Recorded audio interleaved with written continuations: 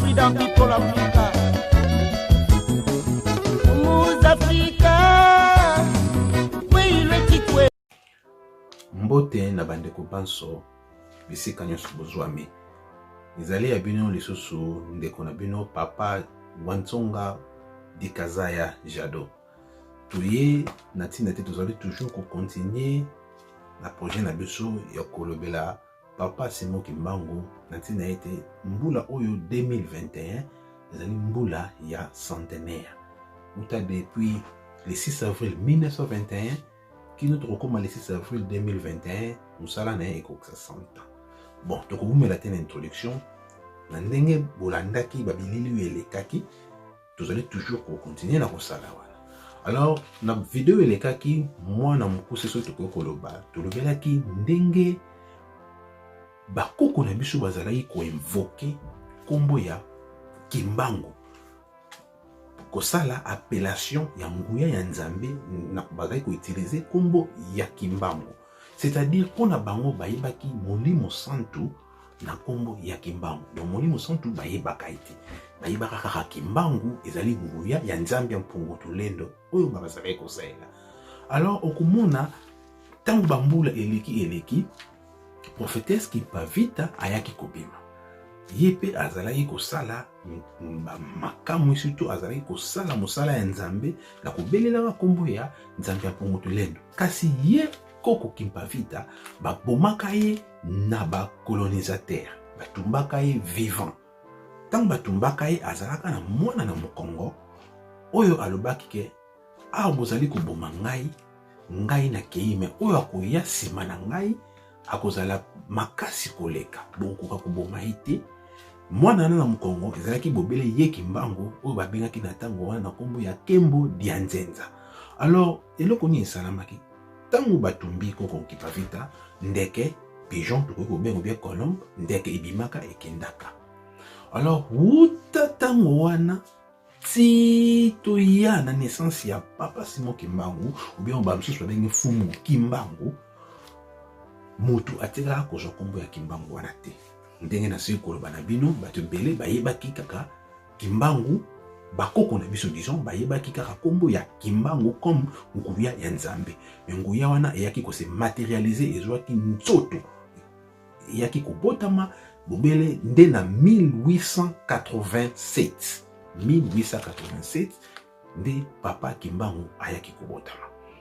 Alors ce qui est intéressant tango nini Papa Kimbangu ayaki kobotama soki otali na 1885 tango conférence de Berlin evandaki bakoti conférence de Berlin nde badesidaki bakokabola Afrique badeside bino ba anglais bokozwa boye bino ba belge bokozwa boye bino ba portugais bokozwa boye ba espagnol ba italien bokozwa boye. Tango badeside bongo na 1885 then 2 ans après na 1887 Papa Simon Kimbangu aye kobotama na kati ya entre papa kuyela na mama Louise o bazalaki baboti na ye. Kasi soki balanda batanga mukanda ya Biblia okomona na mukanda ya Esaïe 19 soki tangi ebandeli tina suka okomona kuna balobi na biso ke na tango wana minoko mitano ekelobama na ekoloba basite mitano bakoloba monoko ya kana.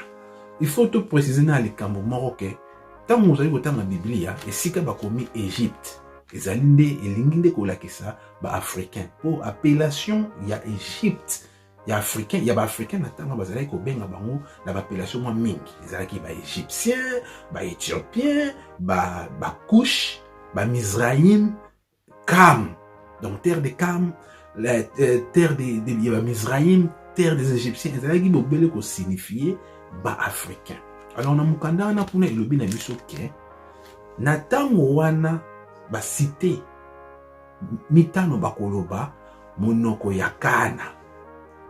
Alors tango bakoloba monoko ya Kana, ba égyptien qui signifie que ba africain bakozala na sous oppression, donc oppression, colonisation, bakonyokola bango, mais ba africain, ba égyptien, la Bible ninga le bakoma ba égyptien, bakolela dans kolo, kolo akotinde la bango mosungi, sauveur.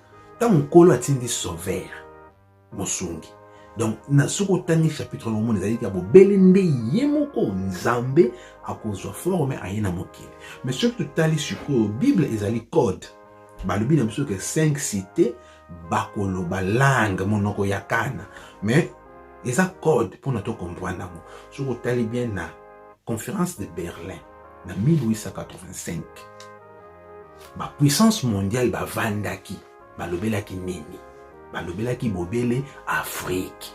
Ok, kuna na Isaïa lobi ke ba 5 cités bakoloba monoko ya Kana avant sauveur aya.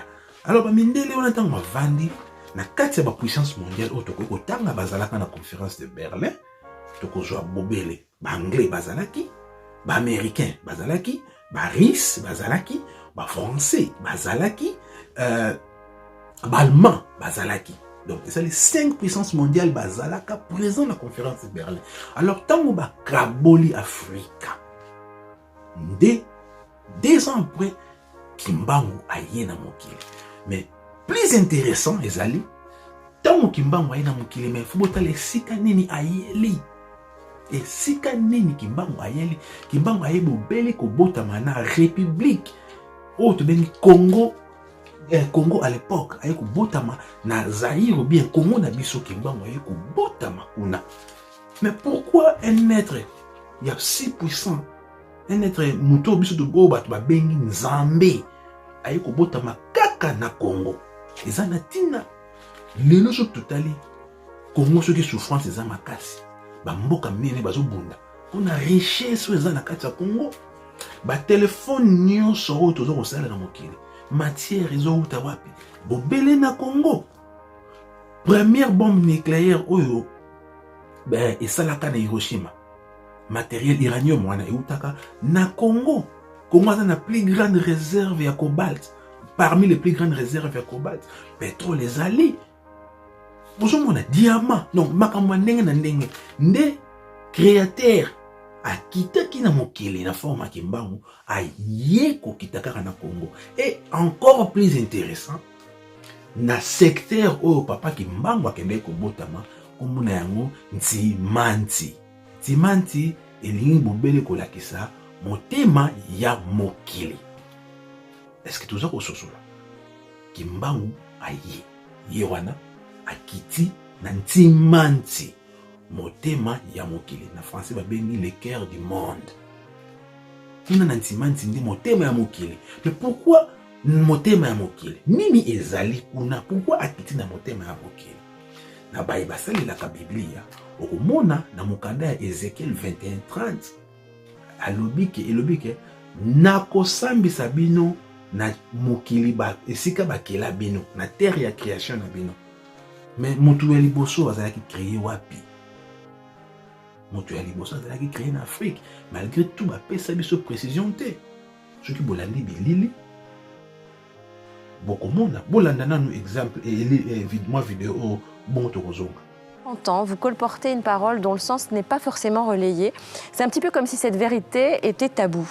Tous les hommes et les femmes qui vivent sur cette terre, Yves Coppens, viennent-ils de la même souche? Absolument, absolument.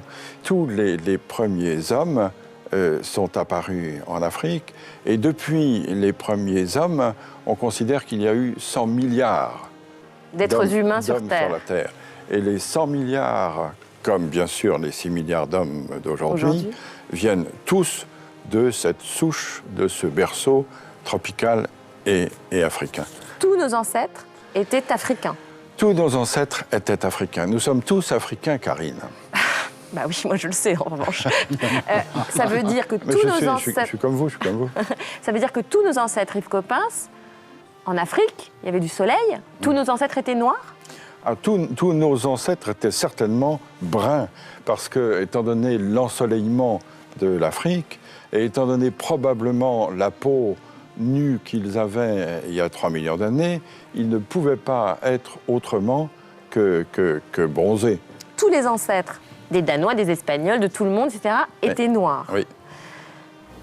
Que c'est la thèse qui paraissait la plus invraisemblable, qui a triomphé maintenant au niveau de tous les scientifiques. Tous les hommes maintenant savent de façon certaine que l'homme a une seule origine et que c'est dans cette même région du Kenya. Parce que c'est là que nous trouvons, si vous voulez, tous les stades antérieurs. Tous les stades antérieurs. It is in this region, that is this region in Kenya, where we find all of the most ancient evolutionary information. It's for this reason that scientists are now able to say, with certainty that at least they know that this is the case, that man could only have been created one time. Tous les pharaons, ce sont des négros africains. Qu'est-ce que vous voyez? Et puis lui était berceau de l'humanité. Ezali awa, ezali wapi, ezali wapi, ezali wapi. Papa Simokimbangu alunga na nkamba, aye kutikala awa, ale sinzini, pwana nini, batata na mama, etikale moketo kuiba, balubi eti tokudefale ba sekere wana. Na kantifi kuwa wana isi elubami, tokudefale ba sekere wana, tokitisa mutima. Mokili Zaïre, Mozali, berceau de l'humanité. Ah, mais ce que tu as dit, Mokili Nabisu, Ezali, berceau de l'humanité. Nyangara Awa. Nao Zaïre, ici comme ce que c'était. Centre de l'Afrique. Et quand on a évité ce côté au Sarakamoa, raisonnement, je ne sais pas si c'est le L'ambassadeur a ajouté tous les pharaons, pharaons, nyonso, yo, bazare kotangi, sakabiso na bakalasi, pharaons. Mais oyo abimisaki, apesaki nzela. Nabana ba Israël, pate babi mana Égypte,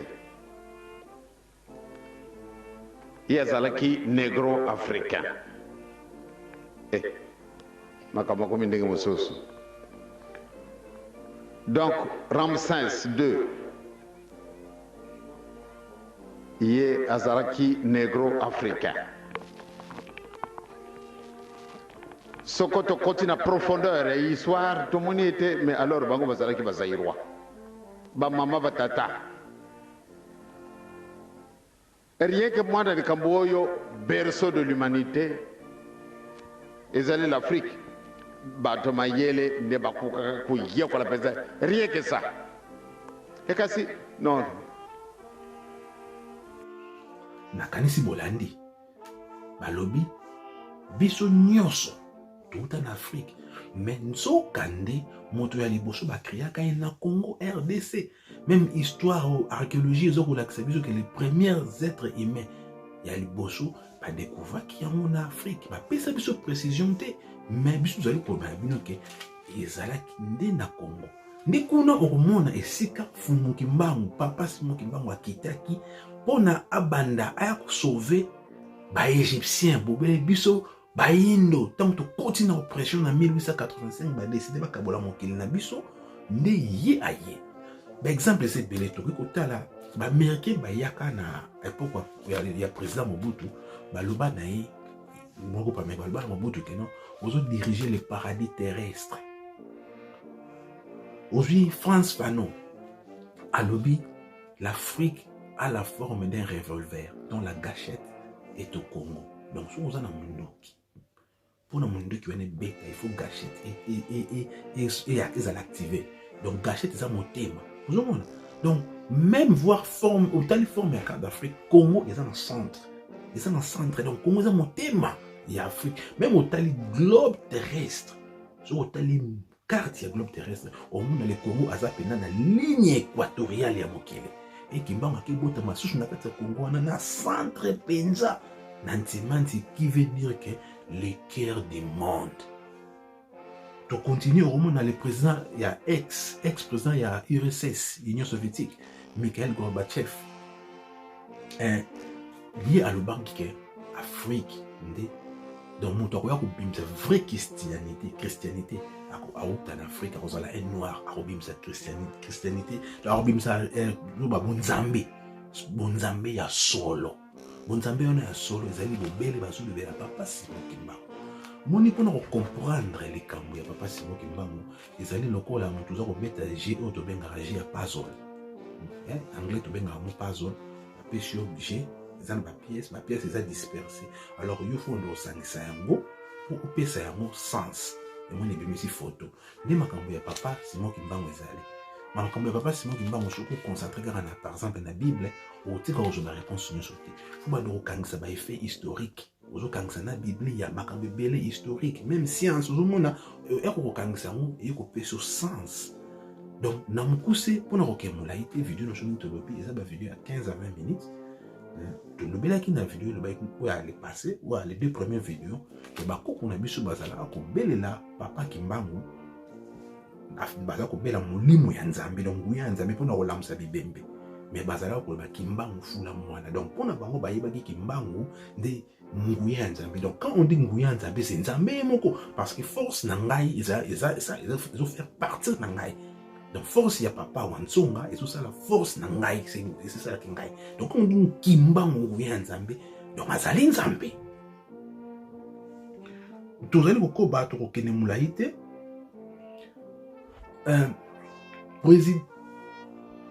Président il y a Sénégal, le deuxième président du Sénégal, Abdi Diouf.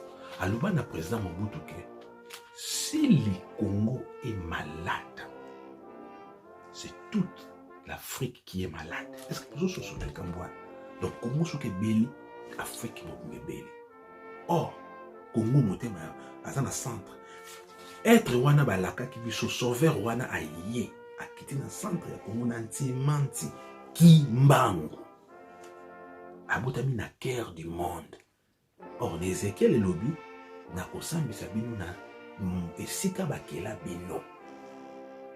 Parce que vous avez une zone mabiso. Donc, na kanisi bon landi, donc moi, mon kiwana tout. Nous avons fait vidéo de la prochaine vidéo, tu as la bino. C'est comme Nini Kimbangu wana ayaki ko arabotami asala abane ko sala nini na bomwana nayi. O ezaka rapto guide pour na centenaire bakambo belé mais tout lingi ba va continuer ko sala intéresser nous toujours limiter mon peut-être de 15 maximum 20 minutes et que nous laïté.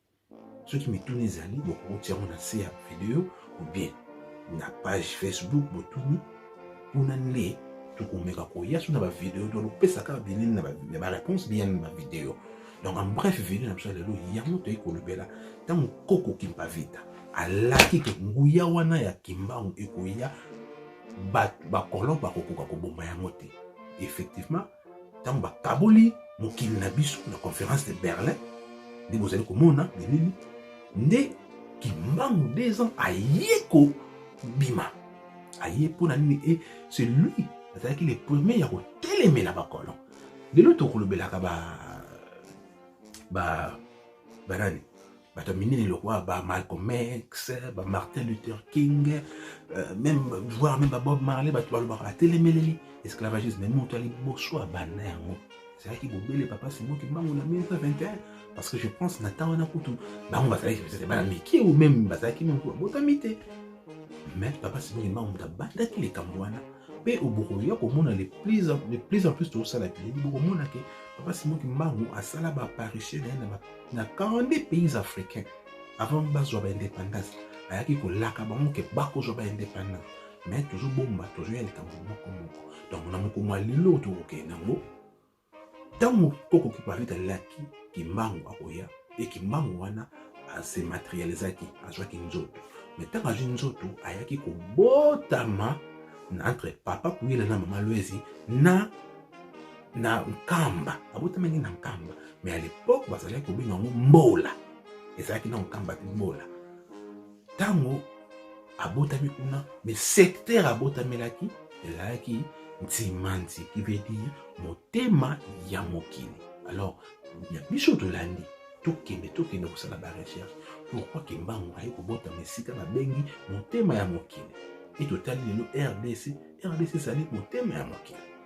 Po richesse oyo evandi na mboka wana ekoki te me ekolesa mokili mobimba. Voir même ba téléphone tosala lelo so téléphone ezotambola na mokili. RDC peut supplie ba produit wana donc bimisa ba biloko wana. Yango lelo ozomona bitumba ezali kuna ba puissance mondiale bazali kowelela toujours richesse ya RDC. Donc eloko tokokende yango yango wana lelo mpe tobosana te na Esaïe 19 sokotangi nyonso balobi ke na ntango wana 5 cité bakoloba monoko ya Kana, monoko ya Afrique. Donc quand ils ont représenté Afrique, les Égyptiens qui sont des Africains bakolela pa ya nkolo kola kotindela bango sauveur mosusu. Sur total la conférence de Berlin, parmi les puissances mondiales, il y a 5 grandes puissances bazalaki: Allemagne, les États-Unis, l'Angleterre, la Russie et la France. Bazalaki wana. Donc bazolobela Afrique, bazolobela Kana, bazodeside ba okabola mokili na biso lokola kaka. Donc j'espère bozala branché dans vidéo kolanda tokolobela susu Kimbangu. Donc Kimbangu tokolobela Kimbangu il faut continuer parce que année ça année en centenaire, mais après ça tokotika te tokokontinue place Nzambe ndenge Nzambe akogarante biso po toyebi lobi te, mais tokokontinue kosala ndenge ya zokopesa biso makasi. Vidéo omelaki po eya na ntina ete première appareil tozalaki nango ezokosala biso mwa mpasi, mais espérons que toujours appareil à bien, qualité à bien. Alors tokokontinue bileli ezalaki ya bino bongo ndeko Wantsonga Dikaza ya Jado sepeli mpe je pense que biso bosepeli mituna beaucoup bakotila biso na bacomment awa ou bien na Facebook matondo mpe butu malamu ou bien journée malamu bisika nyonso kozwami. Bye, au revoir.